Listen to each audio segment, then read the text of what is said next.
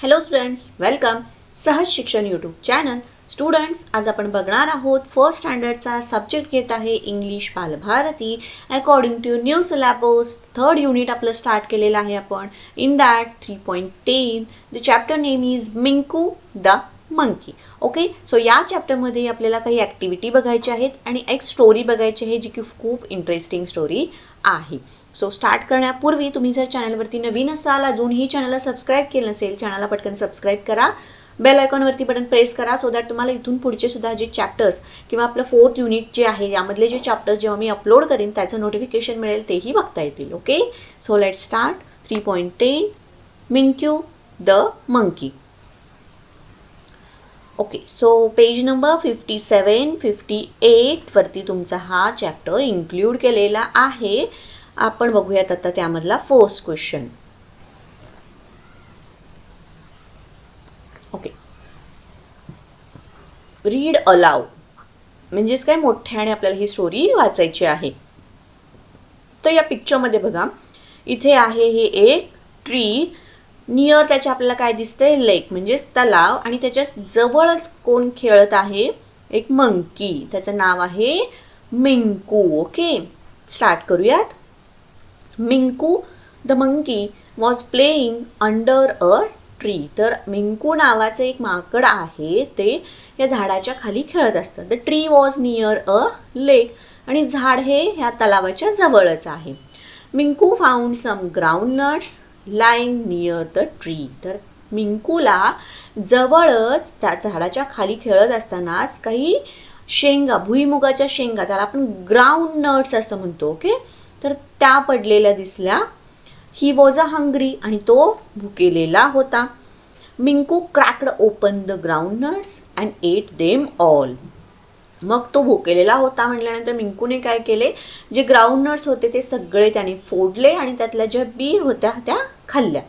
Suddenly he heard a loud sound of बीज बझिंग.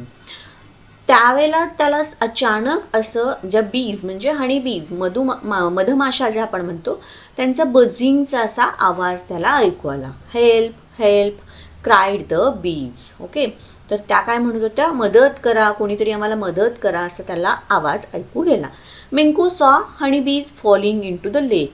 तर ज्या वेळेला त्यांनी इकडे तिकडे बघितलं, त्या मंकीला किंवा त्या मिंकूला त्या पाण्यामध्ये म्हणजे त्या तलावाच्या पाण्यामध्ये काही मधमाशा खाली पडलेल्या दिसल्या किंवा बुडत असताना दिसल्या. ही रॅन टू सी देम. तर तो पळत गेला, त्याने पुढे जाऊन बघितलं. देअर विंग्स हॅड बिकम वेड. तर त्या मधमाशांचे जे पंख होते ते ओले झालेले होते, त्यांना उडता येत नव्हतं, त्यामुळे त्या ओरडत होत्या की कोणीतरी आम्हाला मदत करा, मदत करा. They were unable to fly. Right. Quickly Minku threw a empty groundnut shell into the water. तर यावरती मिंकूने काय आयडिया केली, तर त्याने जे भुईमुगाच्या शेंगा फोडून त्याचं जे टर्फल असतं ते जे ते टाकलं होतं, ते पटकन जाऊन त्याने जे रिकामे टर्फल होते ते काय केले, पाण्यामध्ये टाकले. A gust of wind blew the empty shell toward the honey bees. आणि हळूहळू जसं पाण्याच्या ज्या वारा येईल त्याप्रमाणे ते जे भुईमुगाच्या शेंगाचं टर्फल होतं ते त्या हनी बीजजवळ पोहोचलं.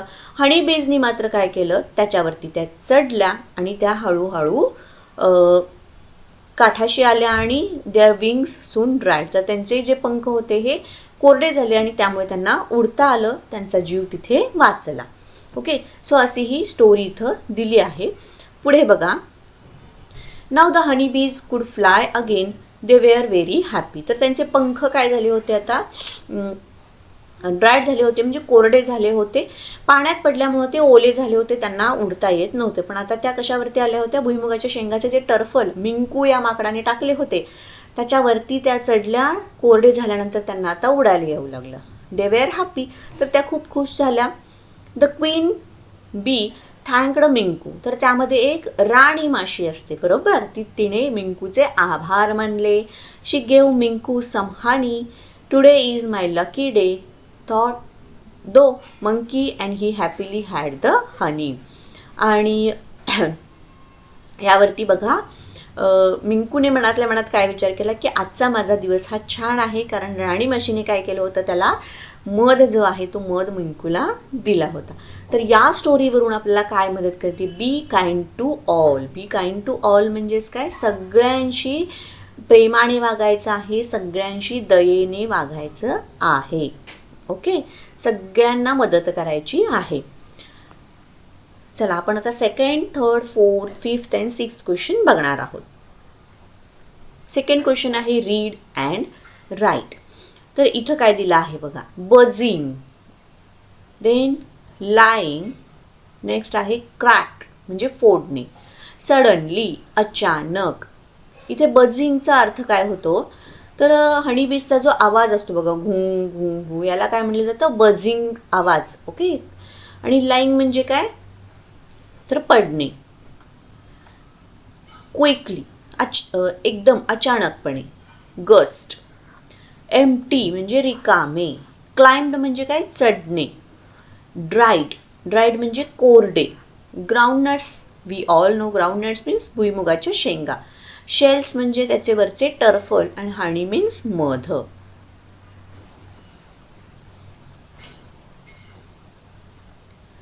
Then third question, make sentences using the following words. तर इथे आपल्याला फर्स्ट वर्ड दिलेला आहे काइंड. काइंड म्हणजे इथे आपल्याला मोरलमध्ये आपल्याला काइंड वर्ड दिलेला आहे. बी काइंड टू ऑल म्हणजे सगळ्यांशी प्रेमाने दयेने वागायचं. तर त्यावरून आपल्याला इथे सेंटेन्स बनवायचं आहे, behave kindly with animals. Then second आहे ट्री वर्ड दिलेला आहे. सो इथं आपण काय लिहूयात,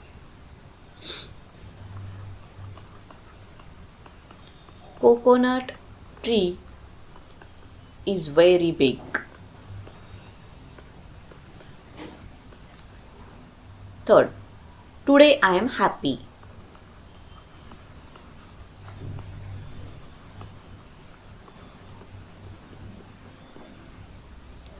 Fly.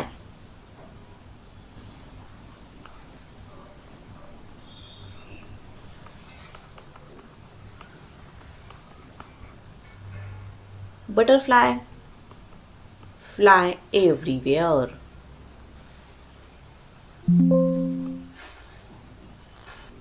Honeybees,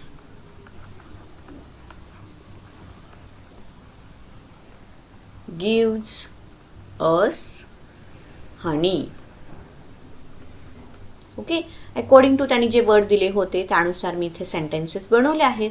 तुम्हाला तुमच्या पद्धतीने जर वेगळे काही सेंटेन्सेस बनवायचे असेल तर ते सुद्धा तुम्ही बिनधास्त बनवू शकता.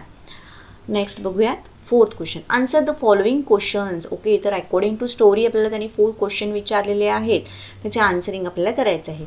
वेअर वॉज मिंकू प्लेईंग, तर याचा आन्सर काय येणार, Minku playing near the under a tree. So काय येणार, Minku was playing under a tree.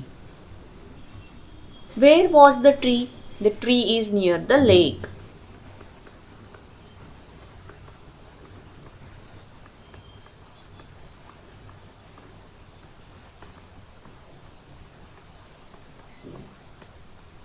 Then, who thanked Minku?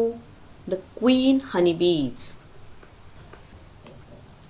And why was Minku happy? Because इथे आहे बघा त्याचा answer,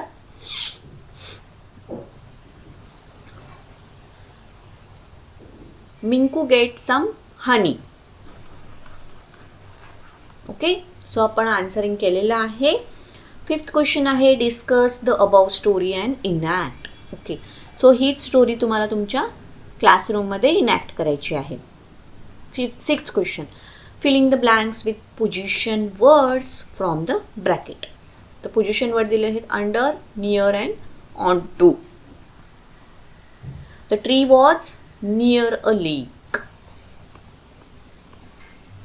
Minku was playing under a tree.